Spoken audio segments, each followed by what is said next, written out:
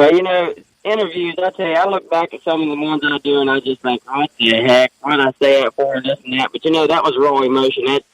I'm not laid out to you. He got me a script wrote out. It's just coming out as it goes, man. I tell you what, I'm so daggone happy.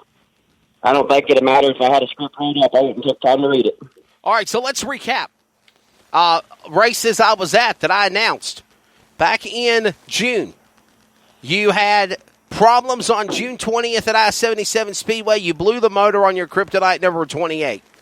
Chuck Longbreak comes along. He gives you a motor.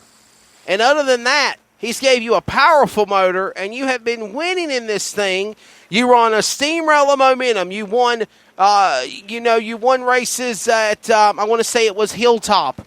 Then you turned around and you won the race at Brush Creek. You won the championship race at Princeton for the Buckeye Late Model Dirt Weeks. And then you come to Princeton, to Richmond, Kentucky, and beat everybody, 41 competitors, others by yourself, in the Butterball, the 32nd run of the Butterball, the most prestigious paying event for the Ultimate Super Series, and in the 53-year existence of Richmond Raceway, their biggest purse, in front of a packed house, standing room only, people sitting on the grass, in lawn chairs. People loved you, Tyler. Talk about this momentum you've had the last 2 months, buddy. Well, I'll tell you what, you said it all, Chuck Longbreak, man. I got just me and Kirkeiser and a guy named Kevin Anner. That's my whole motor program. And we can only do so much between all of us together. They chip in with some money, and they do the labor work, and I chip in with some money. You know what I'm saying? And when my motor broke at timing chain, man, I was down in the slumps. I didn't know what I was going to do. My other motor we got at his shop wasn't quite done yet. And, I was just kind of screwed. I just didn't know what route to take or anything. And then Chuck was blowing my phone up in the trailer while I was trying to diagnose a problem at Richmond, saying, hey, I got a motor, let me bring it down, put my motor in your car. And I just don't like borrowing anything. But I tell you what, Chuck's such a great guy and a friend. He just kept pushing it on me and said, listen, don't worry about it. You're running the daggone thing. And he come down, and we've been rolling ever since. Granted, we struggled the weekend he brought it down. I think a lot of it was me. I was just so stressed out and frustrated and disgusted that I've got motor problems again. And I tell you, once we got back home and regrouped a little bit, me and Chuck talked a little bit, and just found out it's his motor, but it's mine while it's in the car. That relieved me a little bit, and we come back home, regrouped, and just started actually what I feel like cleaning up for the most part. We were really consistent and had things rolling. And then we won, like you said, Hilltop, went to Brush Creek and won. I won a few local shows around here, went to Elkins and won, went to I-77 and won. I've got multiple wins on that thing already in less than a month. So, like I said, when we went to Richmond, I felt more confident than ever. But all at the same time, I was kind of stressed out by how we really going to do when you go to a South field like that. But I tell you what, man, when you get there and you go to the track the way they had it, it was actually racy enough where you're not stuck in one lane. They did a heck of a job on that track getting it to where, no matter what you're going to do, that place is always going to be bottom dominant, but you wasn't stuck on the bottom. You could make a move.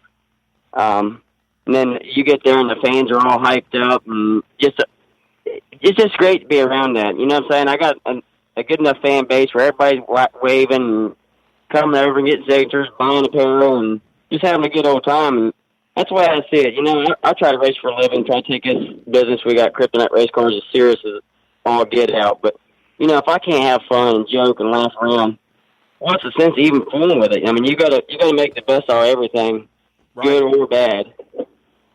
Yeah, and a lot of people might not know this, but, you travel in a big green dually truck and you have 4 children and your fiance and your crew and everybody there, and you stay in hotel rooms. Like, for instance, ironically, you were parked, you were at the hotel room and in the hotel room right beside me where we stayed at over the weekend. And you stayed one night, just on Friday night. When the race was over Saturday, you loaded up the car, you loaded up the kids, the family, and you went back to Parkersburg.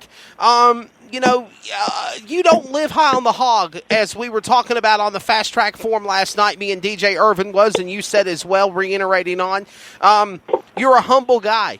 That quote of, obviously a pot to piss in, obviously, no, you've had success. You're okay. I mean, you're not poor. But with that being said, everything you've worked for, you've strived and you've done it successfully and you've done it the right way.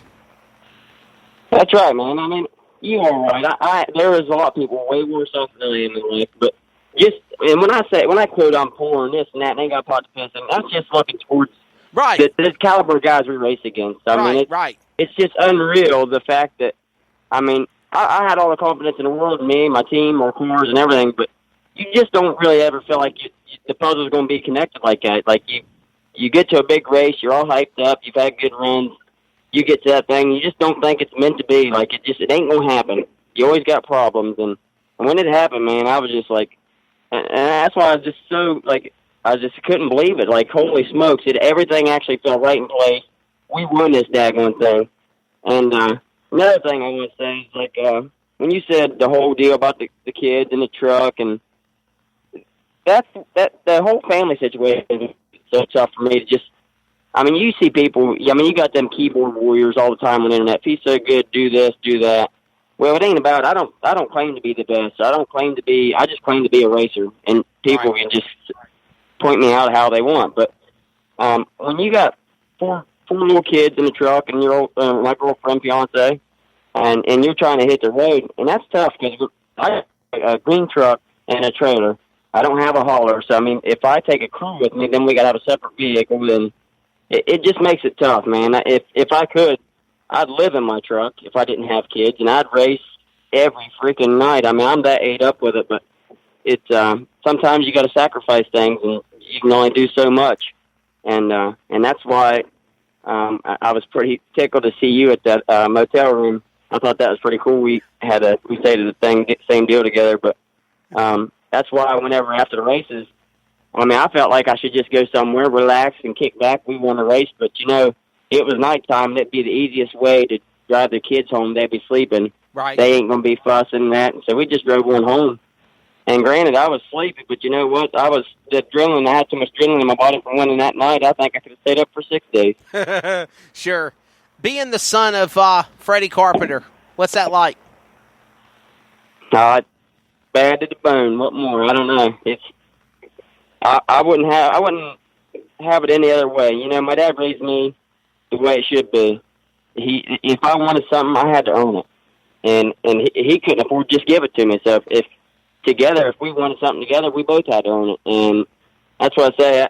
I'd love to have been the type of kid growing up to where we so wealthy to where if you just wanted it, you just go get it. But I wasn't spoiled that way, and that's why I'm so eager to. When I want to do something, man, I'll focus hard to make it happen or try to make it happen. And that's just why, that interview, man, there's just so much emotion of what we've overcame. It is just unreal. Again, Freddie Carpenter is your father. He won Midway on Saturday. I mean this not saying anything in disrespect, but would that race meant so much more, do you think, if your daddy was there with you? Oh, yeah, it would, but that is one thing we do. We try not to do is race together. I mean, not that we don't enjoy it, because we love every second of the track. Right. Whether we're smoking the field or we're racing through the field. There's nothing more fun than racing with your winning relations, whether it's your father, your brother, or whoever it may be. Right. But it's at the end of the day, we try to get it to where we'll go to different tracks and break up to where I can maybe get the biggest award, like basically win the race, and he goes somewhere and win the race. And we're not 1, 2, 3, which looks cool, but at the end of the day, the shop didn't bring in as much money. Right. Or all of us, or whatever you want to say. But, yeah, I mean, I'd love to have him there to basically celebrate with me. Like, look what we've accomplished over the years. It ain't just me. He's the reason why I'm racing. He's the reason for everything, It was up to me to just keep things going once he got me started. And just to say I won that caliber of a race in a car that we built ourselves, I mean, I don't know, man. It's just, it's cool. I mean, I never in a million years dreamed that we'd have a car, win a race like that, let alone build our own car, our own chassis, and say, hey, look what we've done. I mean, walk in our shop and look at all the checks and the trophies. Look at the success over the years, and we're getting bigger wins and more wins and doing more things. So, I mean, who knows what the future holds.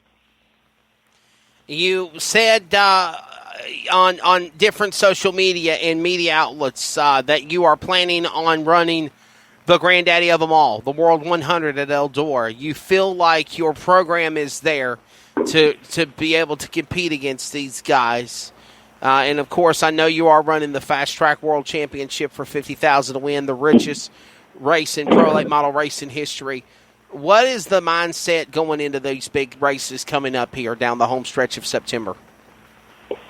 Well, to be honest, I'm looking forward to running them and trying to run really good in them. But the World 100 deal at Eldora, if I just make the show, that's a feature win to me. Because, I mean, you got guys all over the United States on top of their level. I mean, the best of the best with notes from years. You know what I'm saying? They're going into it ready to win. Everybody is. So if you make that race, you done won. And if I could just so much just make the race, it is what it is from there, and we could only go forward if we do make it. So, I mean, I'm not going in the mindset thinking I'm just going to clean up, because I don't believe that by no means, but I am going confident to make the race and then see where we compete from there. And the whole $50,000 to win fast track deal, I don't know what to think about that, to be honest. I've ran little motors all my life, really, so, I mean, I feel like I could compete and run really good, but I mean, in another sense, and them fast track guys, everybody's so even. Everybody's stout, so it's who really knows what could happen there in these half-mile tracks. I don't run them really big tracks, so I mean, who knows? We're going in that whole deal blind. Besides, we're going to try to get the car a few test runs before we go, but we're just going to go and let her eat. Do you think this is a shot in the arm that the big win you had at Richmond, going to the World 100, obviously if you're successful with that and successful at the Fast Track World Championship, if you win that race, or at least you do decent finish, and same thing at Eldora at the World 100, do you think that could be something that could steamroll you into thinking, or steamroll you into thinking, man, I could go national? I could run with these guys. I could run with Bloomquist and a recovering Chris Madden and Davenport and Earl Pearson Jr. and all the national drivers that you see on across the country.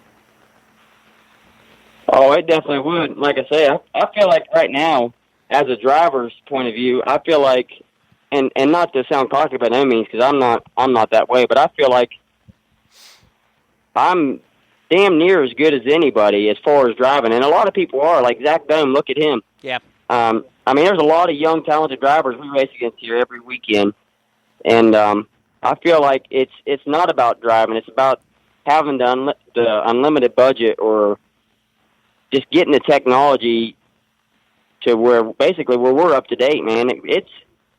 If you look at, I mean, some of these teams you're racing against, man, it's like racing against NASA. Well, I was going to say that. Do you feel like dirt racing has become like NASCAR? Because a lot of people feel NASCAR has become, daddy's money series. If you've got money backing you, you're going to be successful. Do you feel dirt track racing is on that cusp of happening also, or it's there? I feel like it's way out of control. I mean, I love everything about it. I like seeing things change, but, man, there's just some guys that you see it's running, it wins the races they do, and you know damn well that man, I know I'm as good a driver as him. I know I can run with that guy out running, but they're able to do that because they got the money. And I'm not saying money will make you win races, but it damn sure will make it a heck of a lot easier on you. It's I don't care if you got a $3 million race car, you're going to have to know how to wheel that thing. So I mean, you got to have some driving experience to you, right? But I mean, I'm not the type to sit here and whine and moan around about it either, and that's why I'm only able to do so much. But if I was ever to land a heck of a sponsor, I wouldn't just go waste the money. I would put it towards hey, let's do whatever it takes to get in the mix with this technology, and maybe buy a pull down rig or whatever it takes to. I mean, I'm not the type to just, if I